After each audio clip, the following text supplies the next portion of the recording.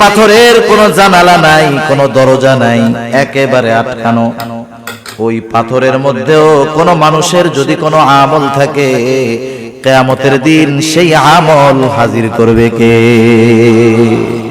আল্লাহ তাআলা কোরআনুল কারীমের মধ্যে বলেন, ওয়ানাদাউল মাওয়াজিনাল কিসতা লিয়াউমিল কিয়ামাতি ফালা তুযলামু নাফসুন শাইআ ওয়া ইন কানা মিসকালা হাববাতিন মিন খারদালিন আতাইনা বিহা ওয়া কাফা বিনা হাসিবিন।